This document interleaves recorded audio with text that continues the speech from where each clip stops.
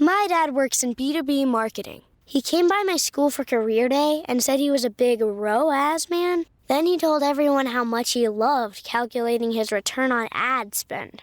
My friends still laugh at me to this day.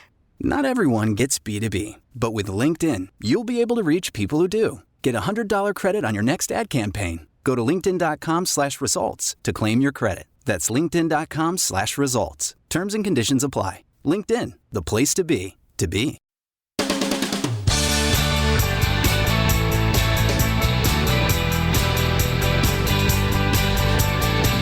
Hi everyone, I'm Barbara, and this is Age Better.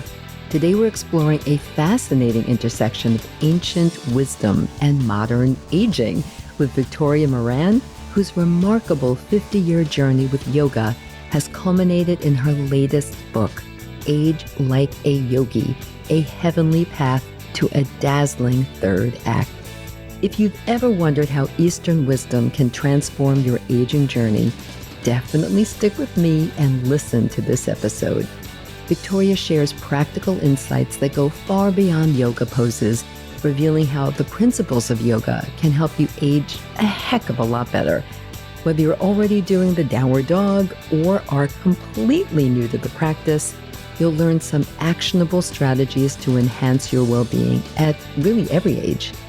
You'll find links to Victoria's new book and how to connect with her in the show notes. And hey, I love hearing from you, so share your thoughts or suggest future topics at agebetterpodcast@gmail.com, or you can reach out to me on social media. All right, everyone, get ready to age better.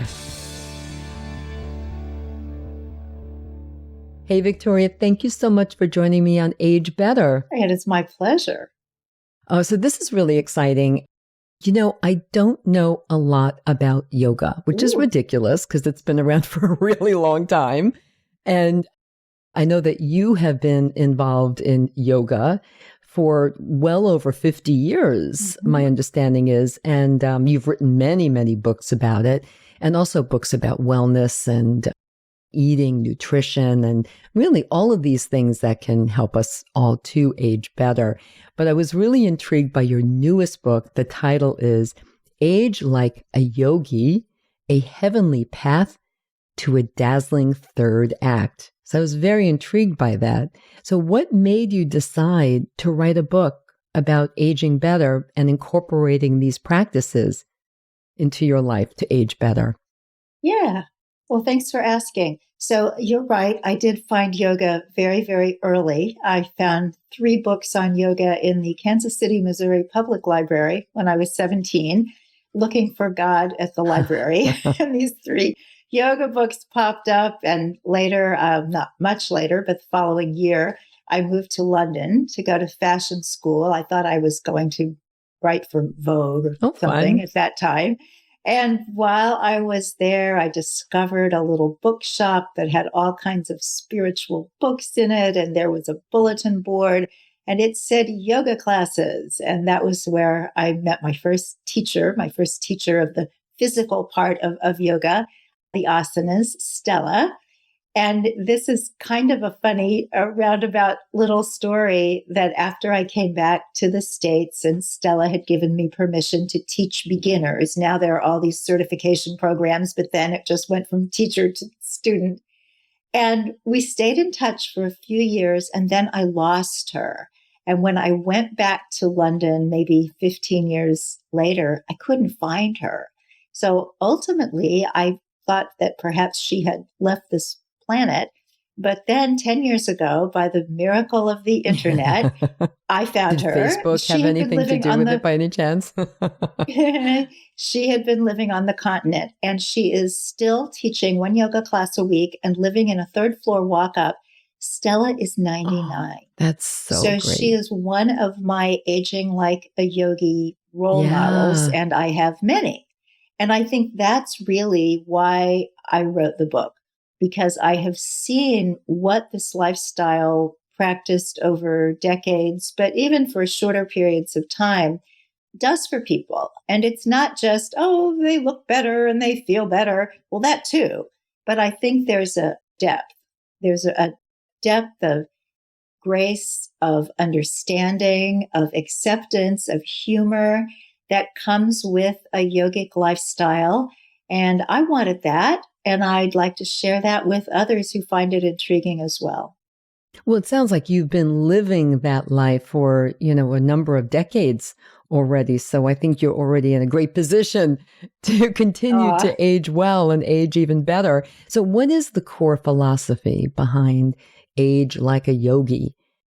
And how does it differ from, your traditional Western approach to aging? Sure. And I love that you said philosophy, because that's really what it is. Age Like a Yogi has a twofold purpose. One is to help people learn enough of yoga philosophy that they can go forward with more inner peace. And the person who said that growing old is not for sissies was a very smart person. I think it was Betty Davis. I could be wrong, but was it really? I think so. That's what I've always heard. Okay. Well, I will remember that. And so Betty was right. And there are challenges that I think we can't really be prepared for earlier. And yoga philosophy, which involves breath work, meditation, and this beautiful, if you want to take it that far, philosophical construct about life and death and enlightenment and the purpose of things. Now, certainly you can go to yoga and take asana classes at the Y or the gym or a yoga studio and not get into any of the rest of it, but it's there if you want it. And then the other side of Age Like a Yogi is Ayurveda. And people have heard about yoga. People have heard about yoga from the 1960s, if they were around in the 1960s. And people actually, Westerners, have heard about yoga since the 1700s, because when the British colonized India, there was an exchange of ideas. And one of the ideas that came from India into anyone in Europe and the Americas who could read English was this idea of yoga philosophy. So it's been around a long time. But Ayurveda, interestingly enough, was outlawed when the British were Really? in Why? India. Well, my understanding is that if you were going to colonize a country, you would leave the people's religions alone. And they lumped yoga into that because the idea of taking away spiritual teachings would incite a revolution. But you can take away cultural aspects. And so that's what they did, because Ayurveda, being about physical health and healthcare, wasn't as touchy as religion, but it was very much part of the character of the subcontinent. So that was outlawed and was not back in India until 1947. I'm going to interrupt you for 1 second, just for the purposes of people may not really know what Ayurveda actually is. Can you just give us a brief description of it? Thank you. I would love to. Ayurveda is yoga's sister science. So yoga was originally designed to take care of the soul, Ayurveda for the body. It actually means knowledge of life or science of life. And you will sometimes hear it translated as science of long life. And the original rishis, wise people who formulated Ayurveda were very similar to those who formulated yoga. And these were sciences, but not the way that we think of science in Western terms, because the information came from two other ways. And we're talking ancient teachings. We're talking 5,000 years, give or take, when the oral tradition started being passed forward. So these rishis, the sages, spent long hours in meditation. And so they came to unearth a lot of the wonders of the universe just by being still and letting life speak to them. And they also opened their eyes and looked at nature and let nature teach them. So a great deal of knowledge about herbs, about the way that lifestyle impacts health is all part of Ayurveda. So today, Ayurveda is thriving in India and much better known around the world. And it is a healthcare system that's recognized by the World Health Organization as a viable healing modality. And within Ayurveda, There are aspects of healthcare that we have in Western medicine. So there's geriatrics and pediatrics and surgery and psychology and all these aspects. But there's also a huge self-care part of Ayurveda, which is what I talk about in the book. And of course, in the West, we know now that more and more of our health is in our own hands. And Ayurveda has been saying that for thousands of years. And that's part of the whole self-care approach, which I'm a huge proponent of. And in fact, I've said that for 2025, that there's a theme running through all of my episodes of Age Better this year. And that is about really putting self-care, of course, but putting yourself first at least once in a while, if not constantly, sometimes, so that you can actually do this self-care properly the way it should be done.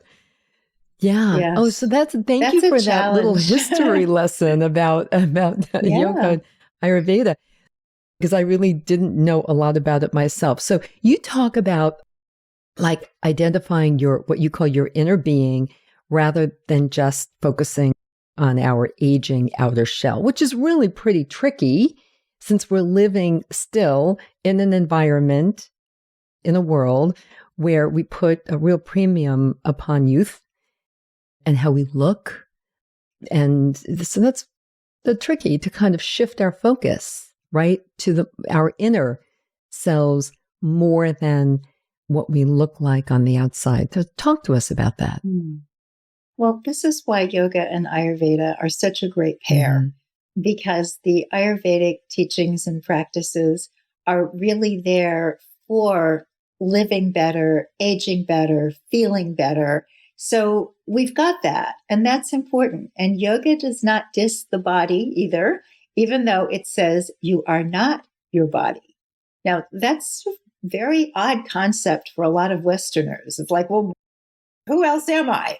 But yoga contends, as do many wisdom traditions that come from other cultures and other places, that our true self is this inner core that is love, light, the divine. And this inner core that we can think of as resting or residing in our heart space is connected to everybody else's heart. And we often hear we're all one, but what does that mean? Because when you look at all the millions and billions of bodies out there, we're not all one. But the teaching is that there is this inner core, kind of the Force from Star Wars. The little piece of it is in each one of us. And that is what we're trying to discover. When yoga talks about self-realization or enlightenment, it's really to come to know, not just to ponder or think, well, maybe that's true, but to really know, so that you're not believing something that might be true, but that you really come to know. And one of the cool things about yoga is, even though there are teachings and there are beliefs that are part of yoga, you don't have to believe anything. You just practice, and then you come to know, and then you know what you know, and it's yours. So when I think about focusing on that inner part in terms of extended youthfulness, it really makes sense. Because when we think just beyond the very spiritual and perhaps esoteric idea that we're these divine entities, if we just think about our regular personality selves, and we'll say, oh my gosh, when I was in first grade, this or that happened. Well, wait a minute. I don't look like I'm in first grade. I hardly remember a lot of the things about first grade, but I remember that thing. And that was still me. So who was that? Who was then and who is now? And we're told things like that physically we are changing, and every 7 years, all of our cells are different. So how come that first grader and I have so many things in common? And that's the idea that we are the observer, which is a term that's used often in yoga. We go through our life, we live it, we experience it, and yet we're also kind of watching it. And our first grade self and our 30-year-old self and all those other selves that may no longer be are still part of us. And when we think about that ageless, timeless inner core, it's a very youthening activity. That's a beautiful way of thinking about it. And I also really enjoyed listening to what you were just saying about how we're all connected. I know I'm putting it simply, with that kind of little piece that's in our heart, and we're all connected and we all have that same piece. It just, it does, I think, foster so much compassion and an empathy for others that I think we would both agree that the world really is lacking right now a lot. Yeah. I think more people should kind of listen to that exact part of our conversation a lot.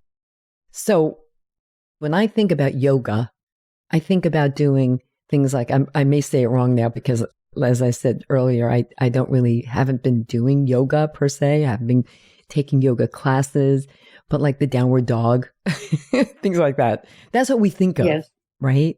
But I mean, it's so much more, as you have always described in your many books, and there will be links to them and to more about you in the show notes, everyone.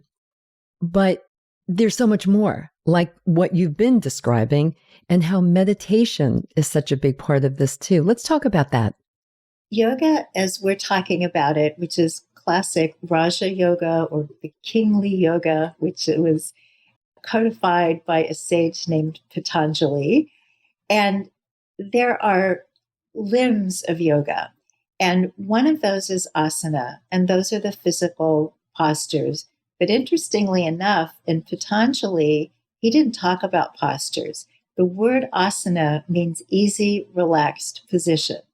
So the original idea was that in order to do this deep meditation, regular, faithful, without a break, that's what Patanjali says. Of course, I've been irregular, not always faithful, and have sometimes had breaks. And I think most of us in the and you've modern turned out West okay. could say that. Turned out okay. That it's just to be able to sit, to sit cross-legged with your back straight or in a chair with your feet on the floor, and to be able to be comfortable without your body getting in the way and being annoying of, I have to move, or I've got a twinge here, a twitch there, or whatever's going on. But later, because everything evolves, and in the Middle Ages, there was a book called the Hatha Yoga Pradipika, which codified these postures, many of which we know of today. And again, they came about because these people were watching animals and seeing how a dog stretched and a cat and what a camel did, what a cow did. What a cow did. I think at night I do a cat and a cow. Does that sound right to you?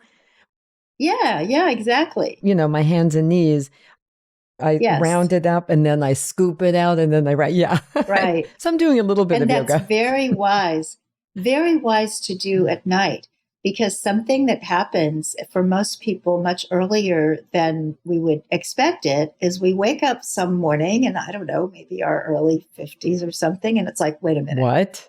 Yeah, what happened? That's supposed to happen 15 years from now. Exactly. And what happens is we go to bed all stiff and tight and tense. So maybe we've been working, or maybe we worked out and we were at the gym and we didn't get much of a stretch after lifting weights. Maybe we were watching the news. Maybe we had a conversation that was a little bit heated, and then we go to bed and we're just tense and we sleep, and then we get up and we're still tense. And we wonder why something doesn't feel right, and we're not all fluid. And so doing a little yoga, doing some stretches at night is a really good idea. So the postures have really made it to the West. Yes. Oh, for sure. And so the rest of yoga sometimes gets forgotten or left behind, although certainly meditation is very widely practiced in the US and elsewhere. But yoga, if you take it as a package And the asana practice, the physical movement is one part of that. The breathing is another part. Yoga has moral precepts, and in the old days, you couldn't learn your first downward dog unless your teacher was convinced that you had appropriated the moral teachings that include things like nonviolence and compassion, honesty, non-stealing, non-greed, that kind of thing. And then there are personal disciplines. And then we move on into, there's something called a parigraha, which is withdrawal of the senses.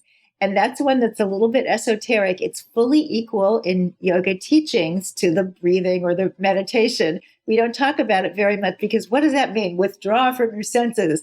But what it means is that we just take a little pause on the intensity of sensory input. And I know that you live in New York City part of the time, and I live here all the time. And oh my goodness, is there sensory input? But to just be able to be still and be quiet, take a little break, it's a practice. It's a practice. You've been using that word a lot, and I think that is the best word. You have to practice it, and then it is a practice to really kind of drown out all of that. I agree. I mean, I do meditation in my own way. I don't know if it really fits into the model of what you're saying, but I think it does, where it kind of micro meditation, where I will sit quietly for just a few minutes and focus on breathing and really drown everything out as you're just describing. And it does work.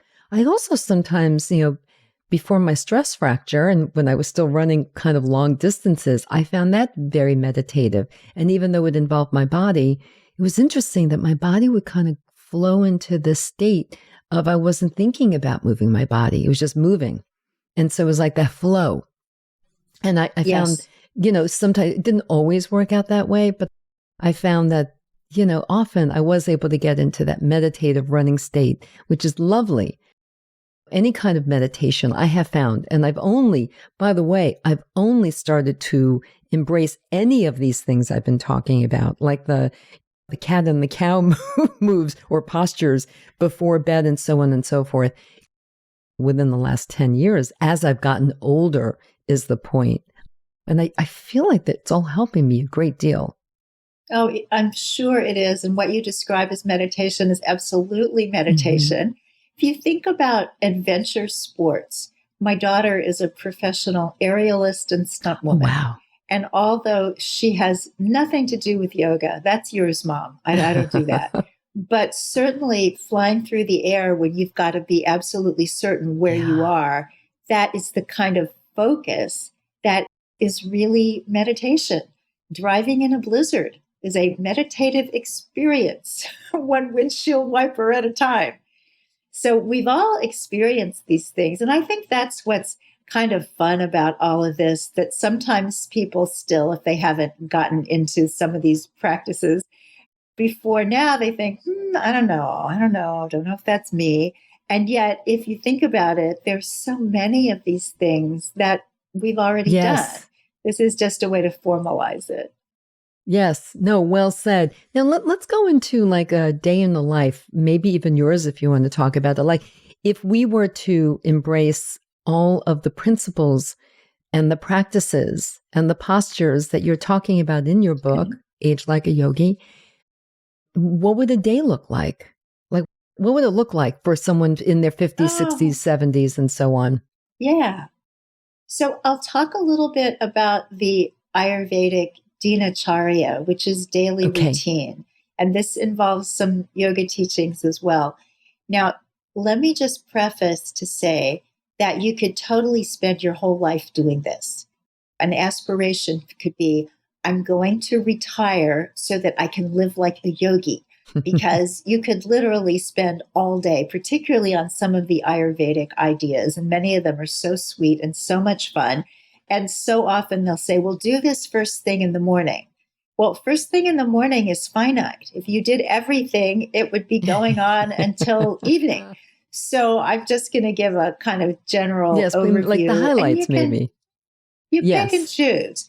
Well, the first thing is that Ayurveda says that the morning starts the night before. Mm-hmm. So we want to turn off the devices an hour before bed, not just because the light, the blue light, interferes with melatonin production and interferes with sleep, but just because we need that little buffer between the active part of the day and sleep. So you take that time to do your little nightly rituals, your grooming rituals. Ayurveda suggests massaging your feet with warm sesame oil and then putting some socks on over that. Why that helps people sleep does not seem to be explainable in Western terms, but it's kind of miraculous. So you go to bed in your lovely, dark, quiet, cool room, and you do this right around 10 o'clock. That sounds right to me. 9:30, Yep. 10:30. But if you stay up much after that, then a more wakeful energy comes in. Ayurveda says everything is about nature's rhythms. And if we're going to stay up until 11, nature is saying, okay, we're cycling out of that go to bed kind of energy and we're having this other thing go on. And then people say, oh, I got second wind. Well, Ayurveda would say, no, you just got a more active energy surge. So if you are in bed by 10, you should be able to be up by 6, Correct. which is a rather magical time, both in yoga and Ayurveda, because it's quiet and it's still when nature is inviting interior pursuits. So some of those first thing in the morning things that are nice to fit in, one is to hydrate. So Ayurveda is not big on drinking lots of water all through the day. They like little sips of warm, hot, or room temperature water, ginger tea, something like that through the day. But first thing in the morning, because we are dehydrated from having been asleep for 8 hours, the suggestion is you can drink a lot of water. You can drink 16 ounces, 24 ounces, again, room temperature, warm or hot, with some lemon or lime if you like, or a little ginger. And that's going to help not only with hydration and your skin being all plump and pretty and all those things, but also it's going to help you have an early morning bowel movement, which according to Ayurveda is very important. Then another thing that you can do first thing in the morning that's very quick and easy, and that is to scrape your tongue. So you can get a tongue scraper these days at any drugstore, stainless steel or copper. You can even get them in silver, not at the drugstore. And you just take that little coating off the tongue, and scrape is kind of a harsh word. So it's gently scrape. Some teachings say do it 7 times for the 7 chakras. I think that's just for fun. But what happens is that at night, as we detox, there is this buildup on the tongue. In Ayurveda, it's called ama, metabolic debris.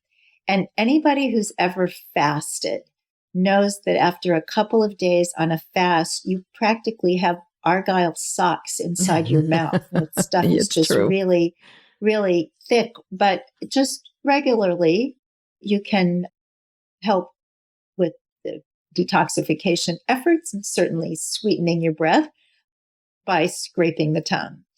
Then in the morning, it's a very good idea to get out and get some actual sunlight. And one of those seasonal affective disorder lamps is just fine if you can't get out. Or it's still dark. Very cloudy day. Yeah. But if you can get out at first light or couple of hours in, I have a dog, so I get to do that. Too. It does a couple of amazing things. I mean, certainly it's good to get fresh air and hydrate. Yoga is very big on breathing, this idea that prana is the life force energy, which we get from lots of things, fresh food, but primarily from air. But what happens with that sun exposure first thing in the morning, which has been taught by Ayurveda for millennia, but is also now in the new medical Western system of chronobiology, that when you get the light in the early morning, you're going to sleep better at night. And I always say, barring extenuating circumstances like espresso at 4:30. But without that, if you get the light in the morning, you will sleep better at night. Then another thing that we really want to do in the morning is a little bit of yoga. And I'm not talking an hour like you would get if you went to a class, but those stretches that you do at night, just do some of the more energetic postures in the morning. Doesn't have to be long, 10 minutes even. There's a wonderful series called Surya Namaskar or Sun Salutation that just by itself has so many moves where you're stretching up, you're bending over, you're in your downward dog and your upward dog. So you get a lot just doing that. And it gets the blood flowing, it gets the circulation going, it gets you more energized, a little bit of breathing at the end of that, and then some meditation. And people always say, well, how long? Well, it depends on who you ask. So if you were to take transcendental meditation, they would tell you 20 minutes in the morning and 20 minutes in the late afternoon. And when I first heard that, I thought, if I had 40 minutes free, I wouldn't need to meditate. But now I see that's probably a lovely suggestion if you have the time and the willingness. But 10 minutes is good and 5 minutes is okay. It's the idea of sitting, because sometimes that can be scary. People are like, what? I'm just sitting and nothing's happening, nothing's going on. And then people also say, well, I can't meditate. I can't make my mind a blank. Well, you don't have to, because the nature of the mind is to think. So you bring your mind back to your meditative focus, your thought or your word or your breath. And then if your mind is off somewhere else and you finally realize, wow, where am I? You just bring it back. That's the process. So then you eat. And Ayurveda says that our Agni, our digestive fire, is kind of like a pilot light in a gas stove. And it's always going and it's expecting to be stoked 3 times a day. So breakfast, lunch, and dinner, which is something that happens all around the world, wherever you go, everybody's got breakfast, lunch, and dinner. Unless you're doing intermittent fasting. Yes. Well, you can stretch the times, but if you are not very hungry in the morning and you don't want very much, that's okay. Ayurveda likes stewed apples and spices for people who aren't very hungry, or a more substantial breakfast for those who are.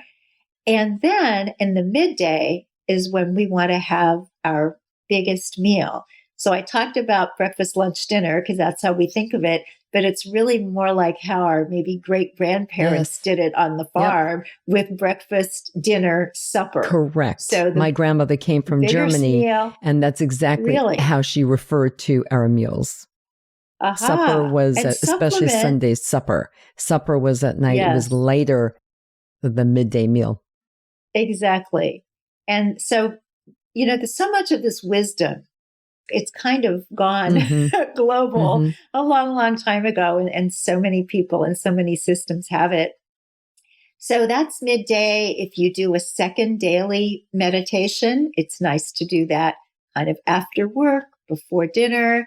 Gives you a little bit of a good kind of second wind. Because, so often, especially those of us who are a little bit older and still working, it's just like, oh my gosh, I'm going to eat, I'm going to watch TV. But if you do the meditation, you somehow get a little bit more verve for wanting to maybe do something else in the evening. And then supper is a lighter meal.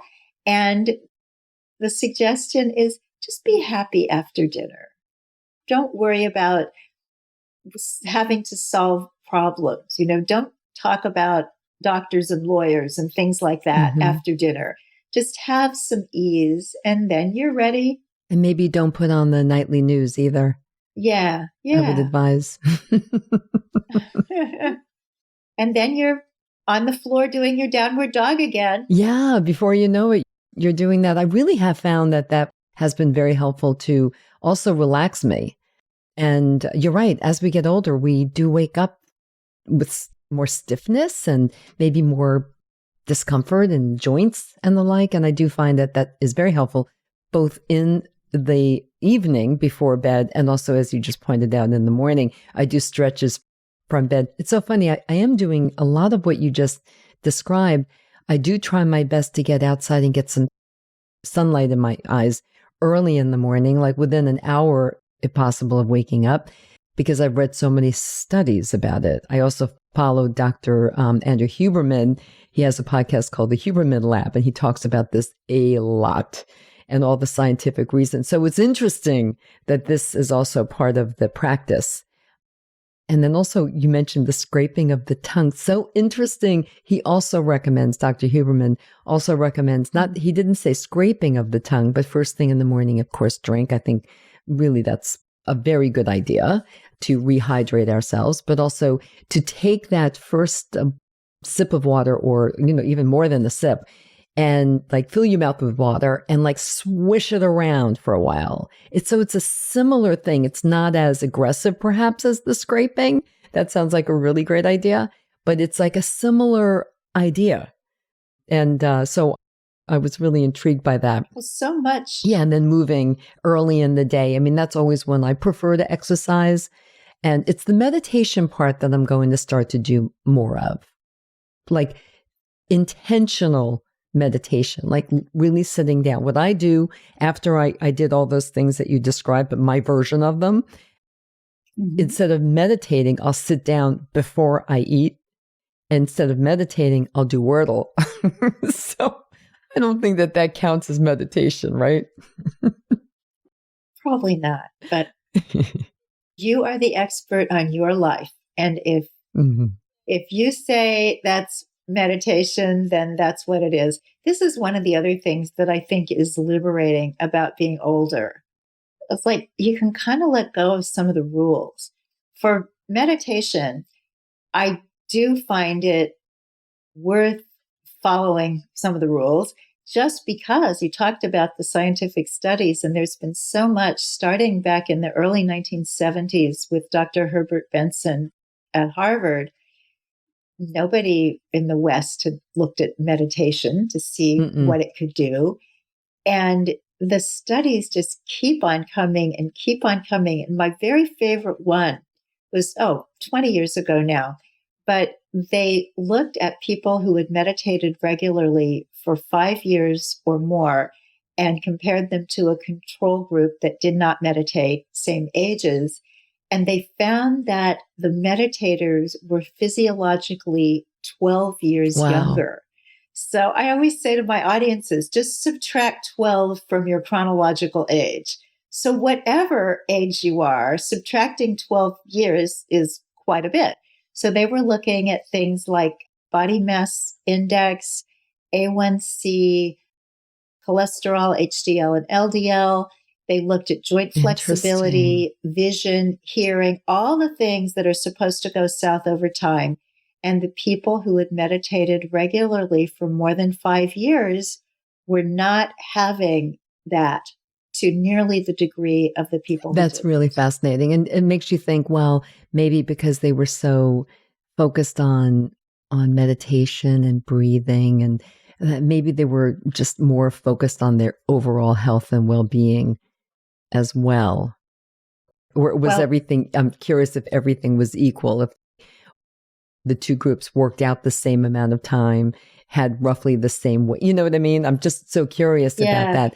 Because it does seem to follow that when people have one healthy habit, like a meditation, that's other healthy habits seem to kick in and work in partnership. That's true. It's just that there's so many studies on meditation. Oh, I'm convinced. There was another one, I think it was at UCLA, where they determined that the normal shrinkage of the brain that happens over time was forestalled in people who were meditating. Just all these really fascinating measurements that I don't think we ever would have thought of 60 years ago. Now, I think that I'm definitely going to incorporate more meditation into my daily life. I mean, that was a direction I've been heading, and I've been trying to do it in like micro doses for a while. But I think I'm definitely going to spend more time, like I said, being more intentional about it. Because as you said, there are so many studies, so much science behind it. And it's also so nice. It feels good. It's like one of those things like, why not? I put it into the why not category.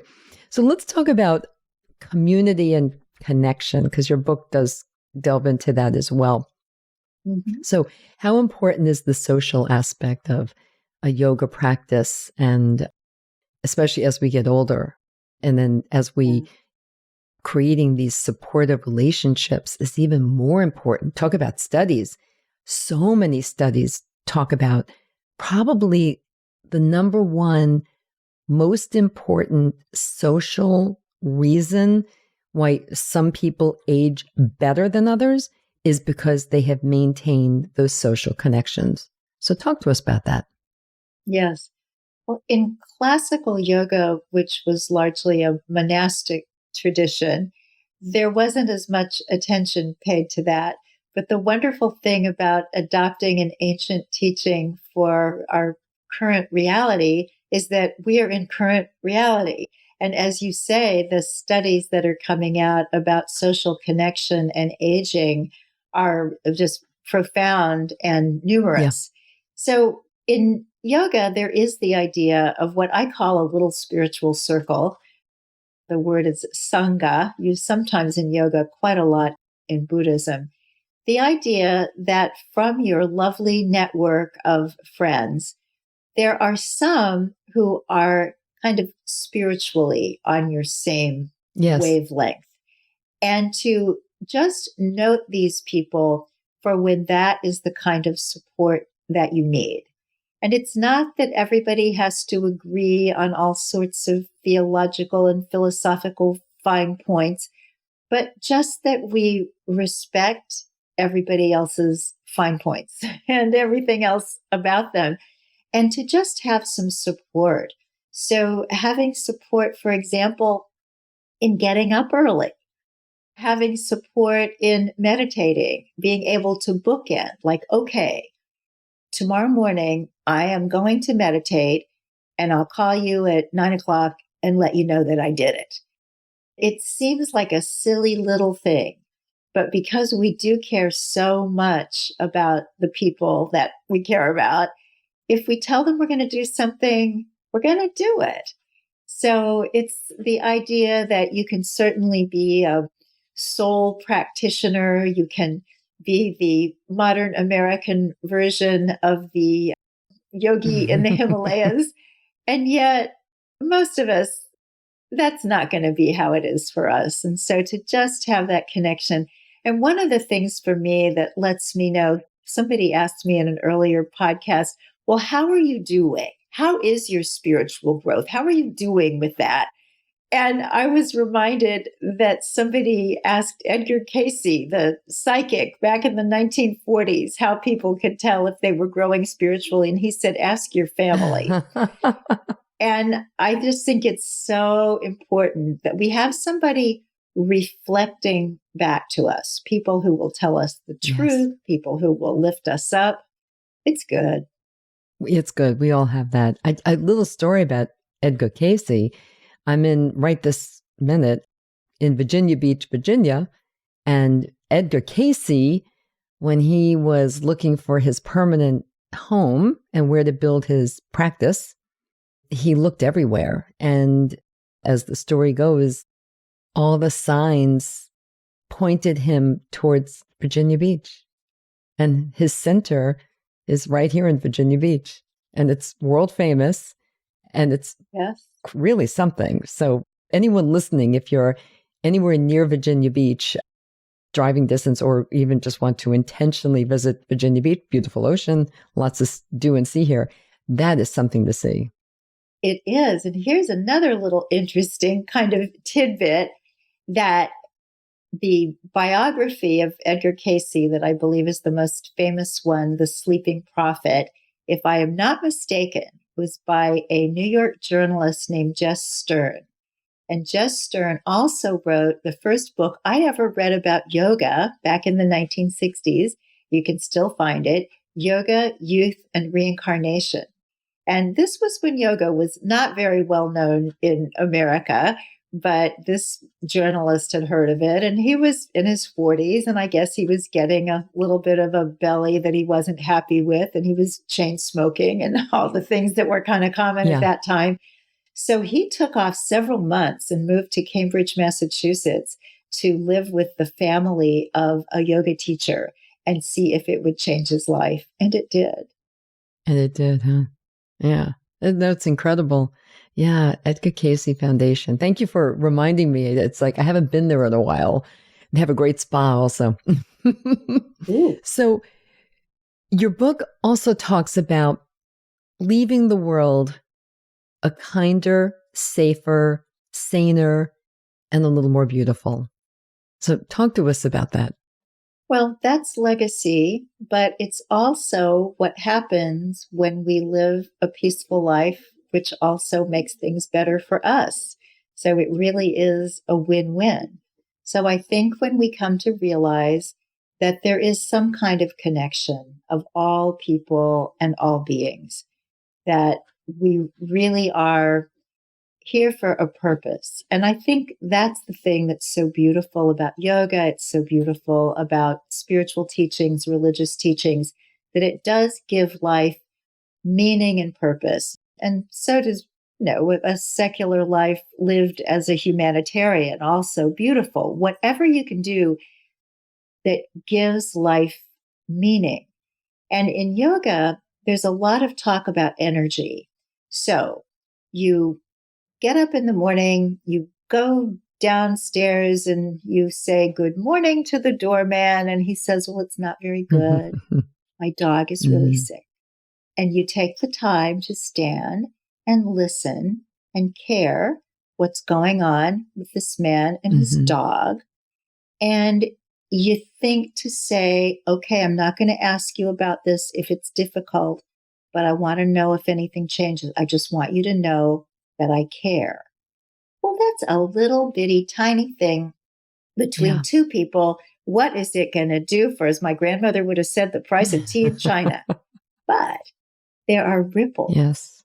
And so if the person who got out of the elevator was embroiled in their own troubles, they got out of them because they were helping someone else.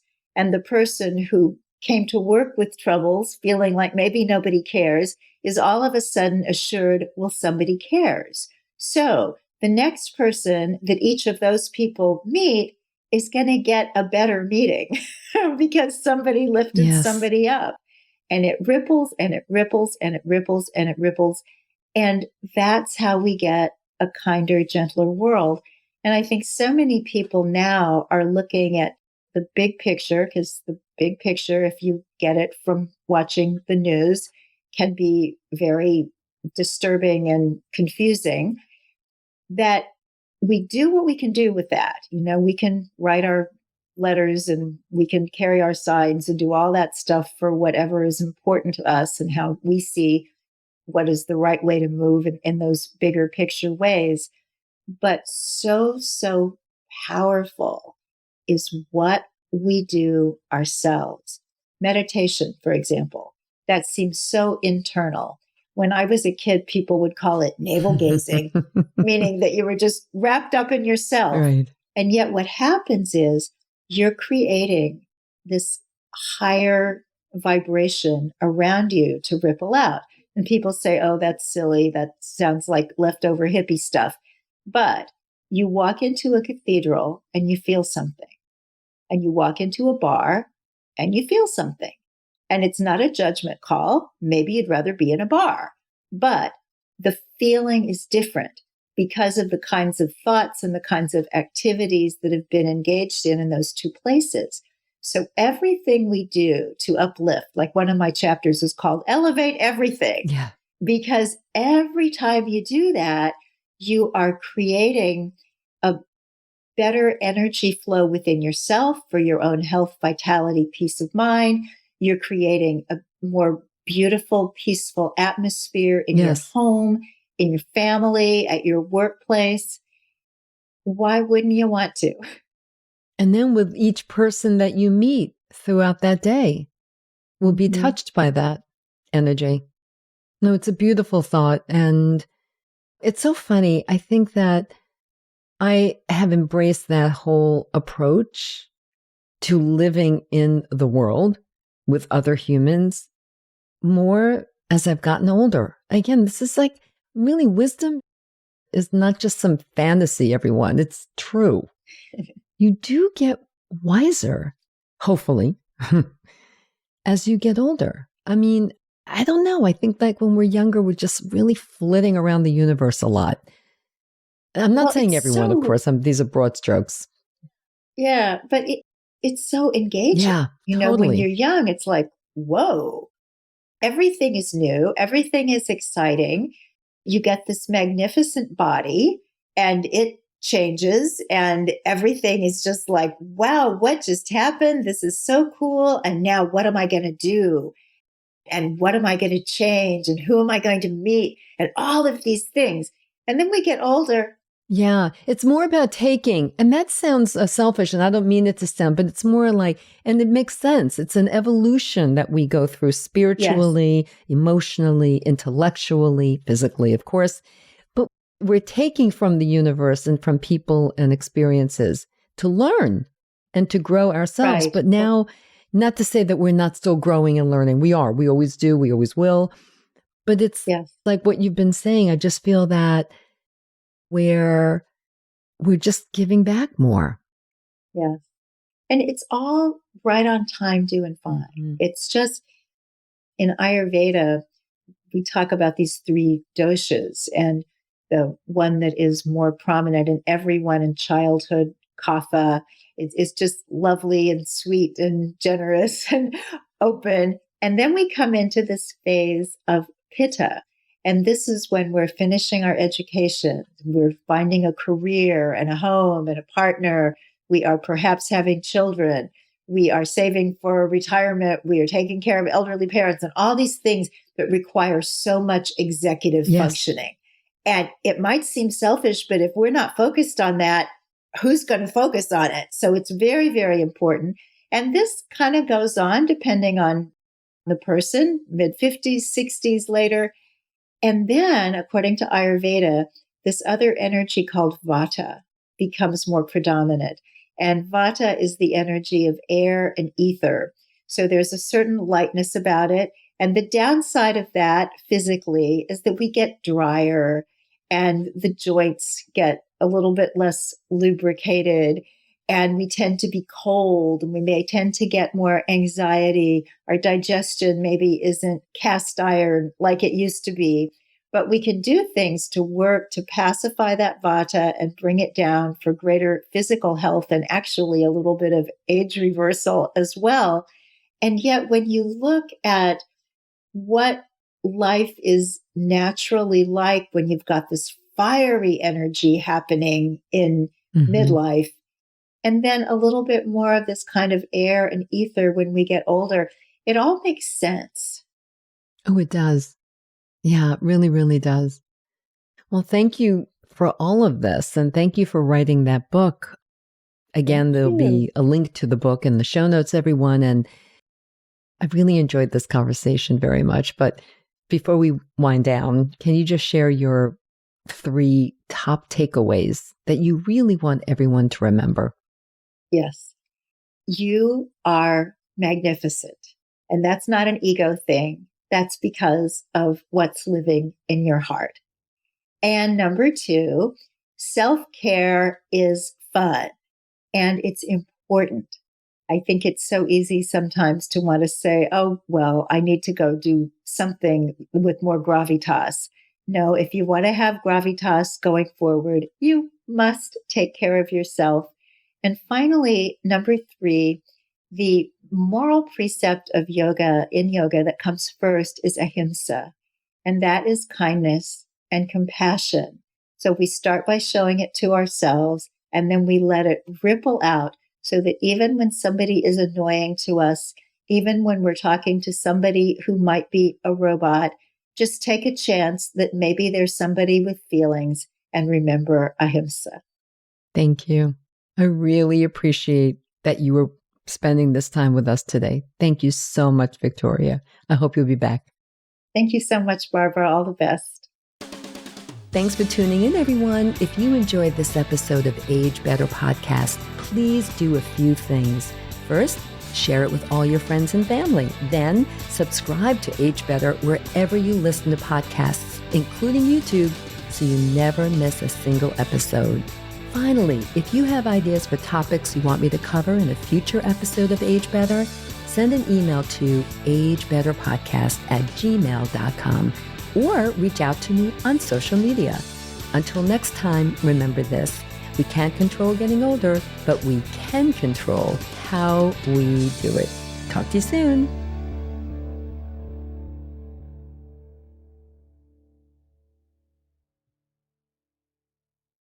Age Better Podcast is a proud member of the Sound Advice Network.